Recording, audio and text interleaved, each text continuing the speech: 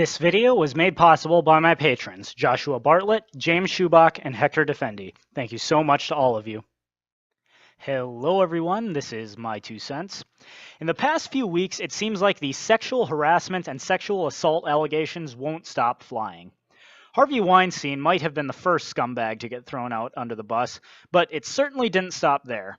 Now we've got Roy Moore, Al Franken, allegations of a larger sexual harassment culture in Congress, and now even noted Democrats are sheepishly admitting that Bill Clinton was and is a sex abuser. Is there any opportunity, is there any chance for Harvey Weinstein to come back? No. No, I think we're at a watershed moment. This is a sea change. I think his last name will become a noun and a verb. All right, let's break it down. A total of 9 women have now come forward with allegations of overtures by Roy Moore. Sexual harassment scandal hitting the Senate. President Trump denouncing Democratic Senator Al Franken after a Los Angeles radio show host accused the Minnesota senator of forcibly kissing her and groping her during a 2006 USO tour before Franken took public office. I did not have sexual relations with that woman. And I kept telling him, no, this is, I don't want this at all. And I'm sure I must have said, you must have had the wrong idea. And he wouldn't listen. Now, I'm not going to be delving into great detail for any of the specific cases in this video. Others have already done so.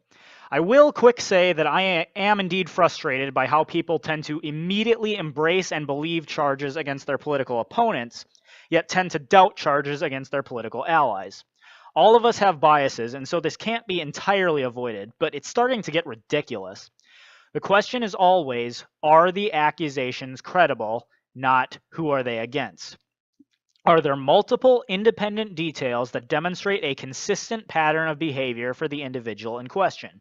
It's one thing if the media comes forward with a story where 5 anonymous sources state that so-and-so is a rapist. It's another if multiple victims who don't know each other are willing to go on record and tell consistent stories about the accused. These incidents also illustrate why Vice President Mike Pence's policy of not being alone with female coworkers is actually smart. The feminists gave him all kinds of crap for it when the story broke, but what's happening now to Roy Moore and Al Franken is demonstrating just how smart Pence is. Since he refuses to be alone with female coworkers, no one will be able to make accusations against him, false or otherwise. There are always witnesses. Anyways, on to the main point of this video. What do all these sexual harassment and assault allegations tell us? It tells us that it is absolutely true that power corrupts. Thinking back to the founding of the United States, what was the one thing that the founding fathers were so concerned about? They were concerned about the government having too much power because power inevitably corrupts. One of my favorite quotes comes from Samuel Adams. Yes, a great beer, but I mean the man Samuel Adams. If ever time should come when vain and aspiring men shall possess the highest seats in government, our country will stand in need of its experienced patriots to prevent its ruin. Now, the founders' solution was a limited government with checks and balances. But history has proven that this only works for so long. Eventually, people in positions of power seek out more power, and they do so assuring the citizens that they must have such power for the security of said citizens. Well, if we only had perfectly morally good leaders who never did anything wrong or selfish, then this wouldn't be a problem. The thing is that even someone who is otherwise morally good will likely have the power go to his head if he's given too much. That's why sexual harassment and sexual assault are so prevalent amongst the government. Consider Juanita Broaddrick's reasoning for why she waited so long to come forward with the allegations that Bill Clinton raped her. She was actually threatened by Hillary Clinton.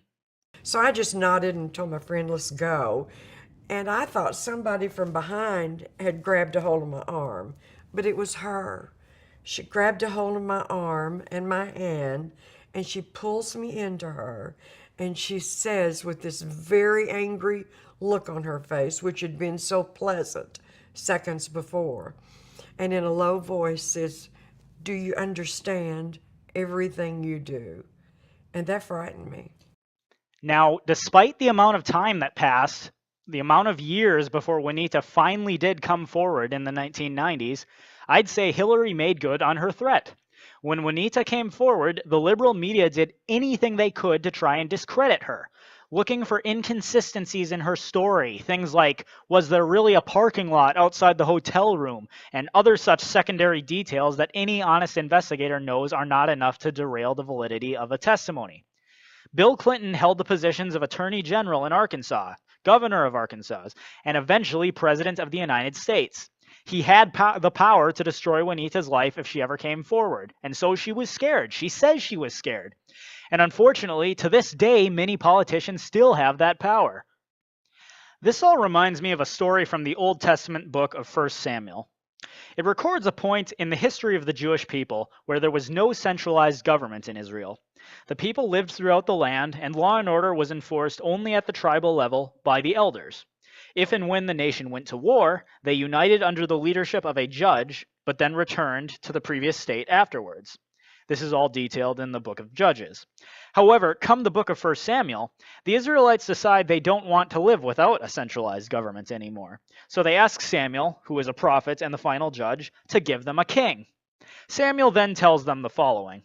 This will be the procedure of the king who will reign over you. He will take your sons and place them for himself in his chariots and among his horsemen, and they will run before his chariots. He will appoint for himself commanders of thousands and of 50s, and some to do his plowing and to reap his harvest, and to make his weapons of war and equipment for his chariots. He will also take your daughters for perfumers and cooks and bakers. He will take the best of your fields and your vineyards and your olive groves and give them to his servants. He will take a tenth of your seed and of your vineyards and give to his officers and to his servants. He will also take your male servants and your female servants and your best young men and your donkeys and use them for his work.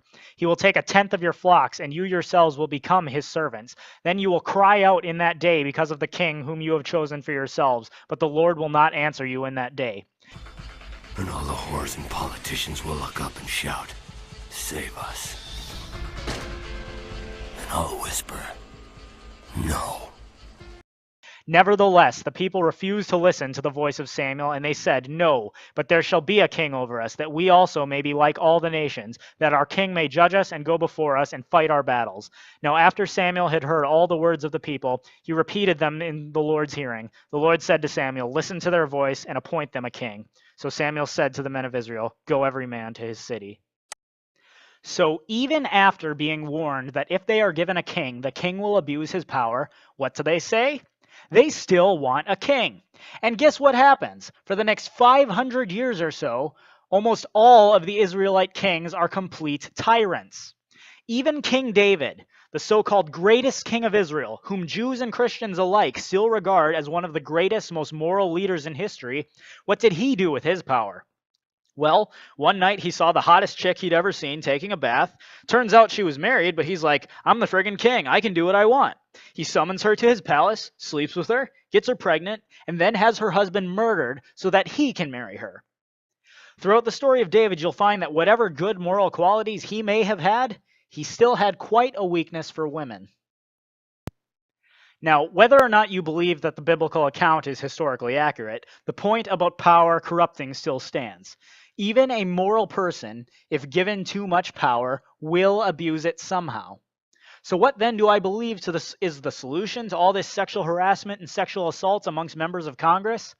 They shouldn't have that power in the first place. Think about it. In a free market, if a private business owner wants to say to his female employees, "You have to sleep with me if you want to work for me," well, he'd be free to do that so long as he didn't force himself on them.